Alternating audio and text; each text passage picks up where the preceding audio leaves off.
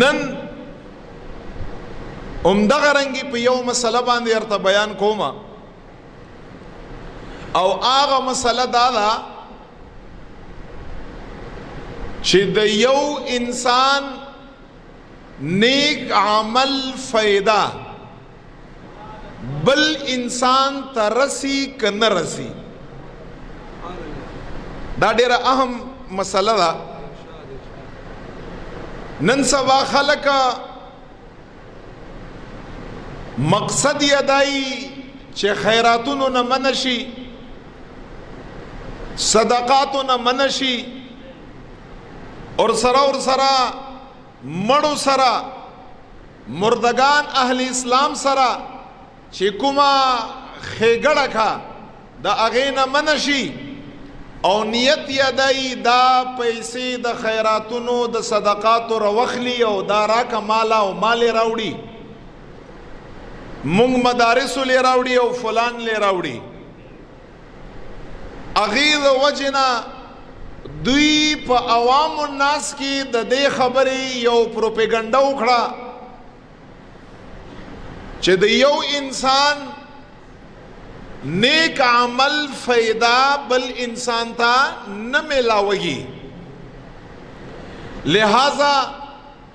انسان با اخرت تپارا خپل سعی کا انسان با اخرت تپارا دا اللہ دا رضا و دا جنت تو حصول دا پارا خپل کوشش کا بخپل عمل باندې بدای خدای رضا حاصلی جنت به حاصلی ثواب به حاصلی نیکی به حاصلی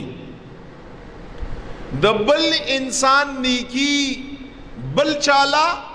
هیڅ فائدہ نور کوي. دا یو کنسپٹ او دا یو سوچ په معاشره کې داخله لګیا دی او خلکو لې جوړي حالانکه قرآن نه انکار دی د پیغمبر علیه الصلاۃ والسلام د احادیث په ذخیرو کې د زرګاو سینکړو صحیح احادیثو نه انکار دی چې کوم یو انسان دا نظریه چې د یو انسان نیک عمل فائدہ بل انسان تا نرسی په سینکړو تعداد باندې د پیغمبر علیه الصلاۃ والسلام د احادیثو نه انکار دی. دی وجنا مونږ او تاسو خو ژوندو مسلمانانو سره ښه سلوک کړو چې کوم ژوندي دي مشران دي احترام یې کړو په کشرانو باندې شفقت کړو کوشش مدای چې خلکو سره په خو اخلاقو باندې مخامخ شو څومره چې احترام د وسه کېږي چې د خلکو عزت وکړو احترام وکړو بغیر څه د تمیز نه چې دا یا فلان دی یا دا فلان دی محض انسانیت تو وجه نه د انسان قدر لازم دی. هغه خو مونږ او تاسو په معاشره کې ژوندو مسلمانانو سره لګیا یو خو چې کوم مسلمانان د زما او ستا کور نه تللی دي آخرت په طرف باندې زما او ستا مشران دي اقربا او رشتہ داران دي د زما او ستا والدین دي یا د زما او ستا اولاد دی دنیا نه لاړ آخرت په طرف باندې نو دا یاد لرئ هغه خلق مسلمانان اقربا رشتہ داران هیرول ندی پکار چې بس هغه وفات شو پاغوی باندې خاور انبار شوي هغه زمونږ د یاد او د ذهن او د دل دماغ نه ووته نه دغه خلقو سرم حسن سلوک دا دی دغه خلقو سرم خېګړه دادا چې د هغه خلقو خو د اعمالو رجسٹر بند دی